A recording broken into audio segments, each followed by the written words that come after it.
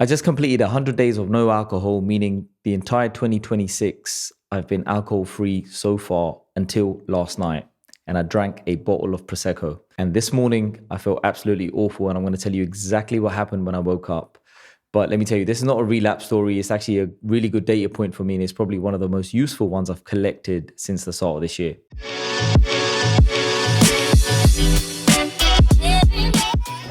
Welcome back to Daily Habits. Today I'm talking about my experience of quitting alcohol for 100 days and what I learned from this experience. Now, here's what the 100 days actually did for me. Initially, I thought to myself I was going to not drink for 90 days, but then I just rounded it to 100 days because it just sounded better.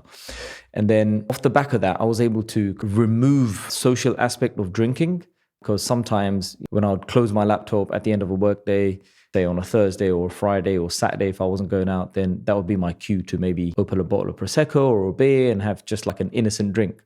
But me removing alcohol created the space and the conditions and the environment for me to be able to focus and direct my energy and attention towards creating this.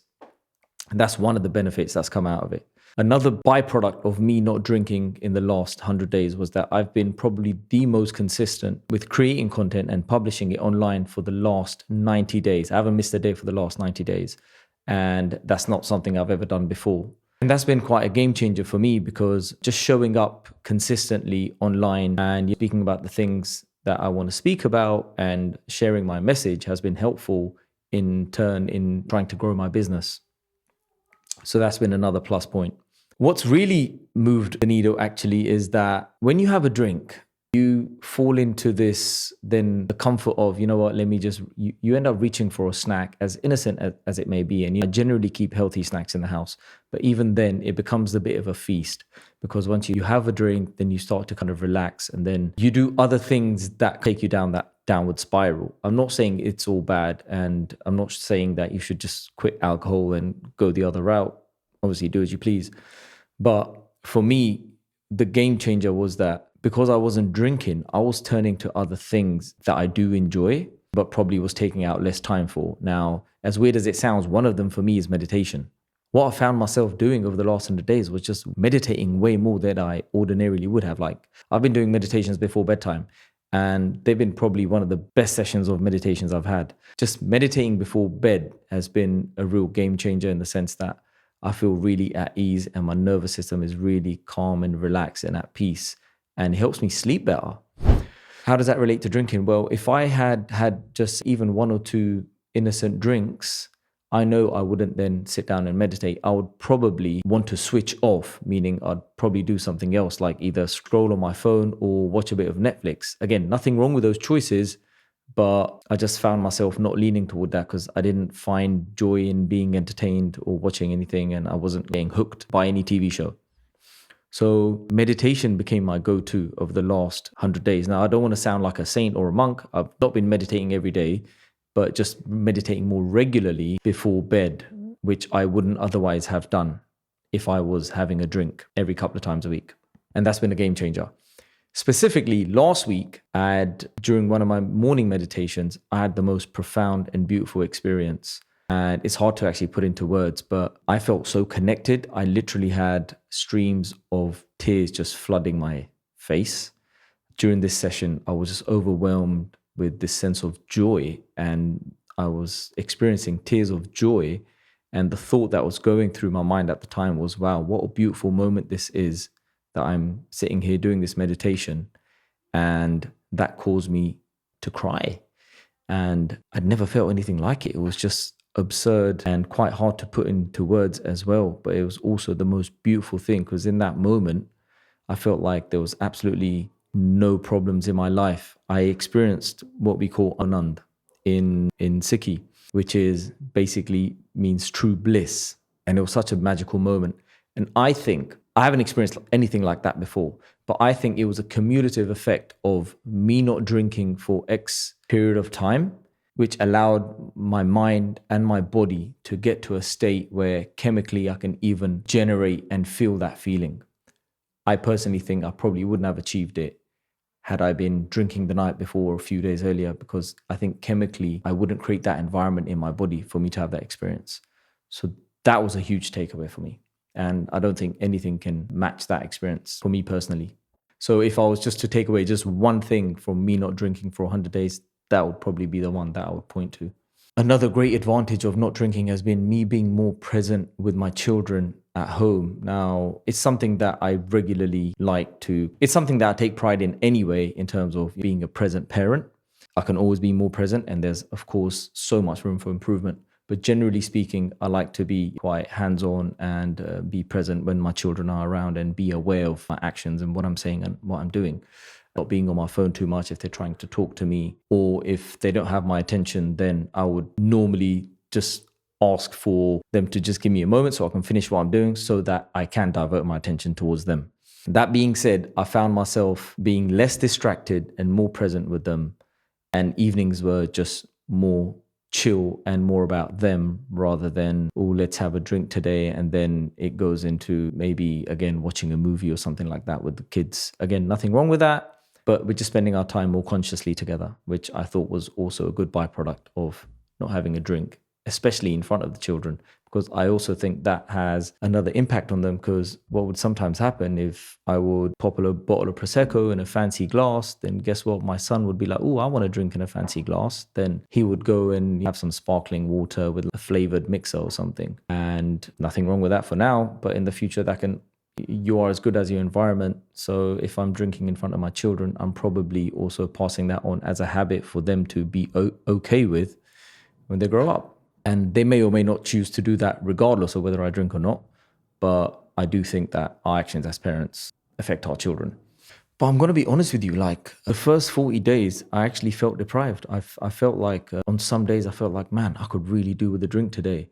And I probably consumed the most amount of sparkling water I've ever consumed in my life. But that being said, I would say first 30 to 40 days, on some days, I would feel the urge to want to drink. I replaced that habit anytime I felt the urge. The cue for me would normally be evening time. If I'm not going to an event and I'm just chilling and it's either a Friday or a Saturday night, I would then think, oh, it would be nice to have a drink right now and just kind of unwind. And it's been a hard week, or it's been a long week, or my diet's been clean, etc. I'm going to reward myself with a drink. So on those days, I feel like, man, I could really do with a drink today. So I found myself having around 1 liter of sparkling water every day, in addition to my normal water and electrolyte intake. Now I've got to a point where I'm not reaching for that sparkling water as much, because I think my baseline has kind of settled. So I don't feel the need for it. First, I would say 40 days was quite difficult. And it's strange because I never thought that I'm addicted to alcohol, but the behavior still exists. The behavior on some nights will still be, oh, let me have that drink. So it was interesting. But I think the biggest takeaway of me not drinking in this entire period has been that my energy and my focus has just been a lot more aligned with my work. I've had less time of just faffing around and wasting time, and time put towards productivity and things that I tell myself I want to do.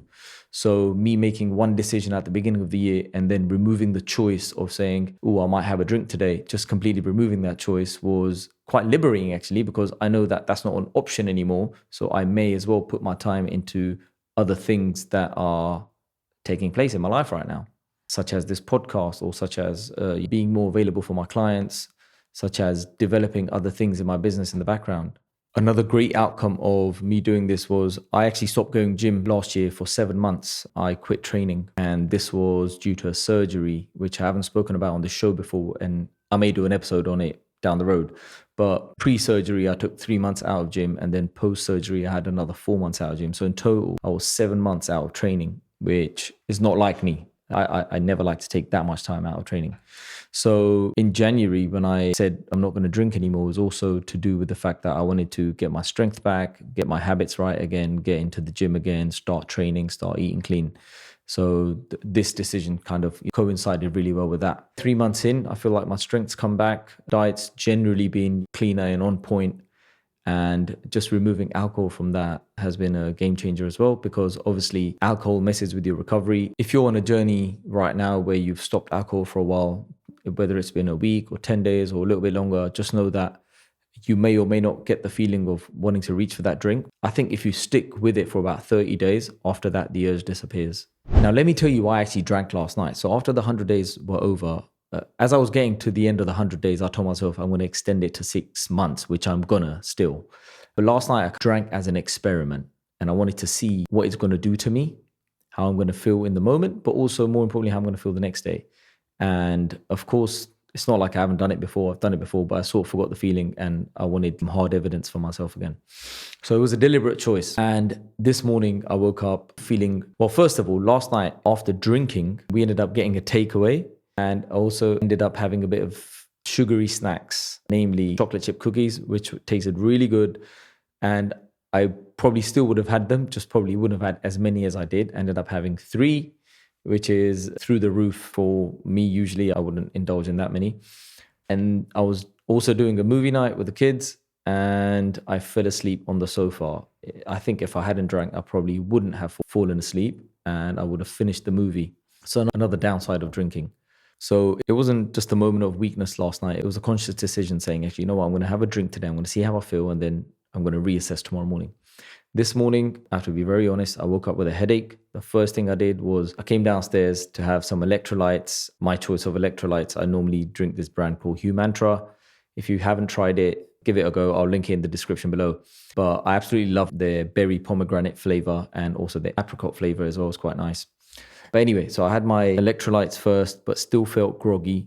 I ended up actually having a bad stomach this morning as well because I know alcohol acts as a diuretic. So that wasn't pleasant. And yeah, just generally felt foggy and lethargic, low motivation, had a very subtle level of anxiety as well.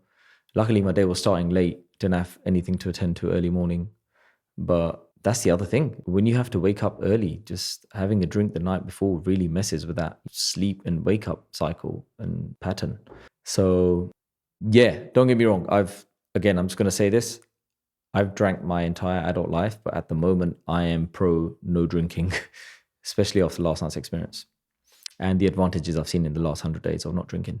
I was hungry much earlier than I normally would have been. I normally don't eat till about midday. I think I broke my fast at like 10 a.m. The science behind this actually really backs up as well because it was almost like a cascade of things going wrong with me in the morning. And it wasn't like weakness. It was just like the way my hormones were acting this morning because alcohol spikes this hormone called ghrelin, which is a hunger hormone, makes you feel hungry.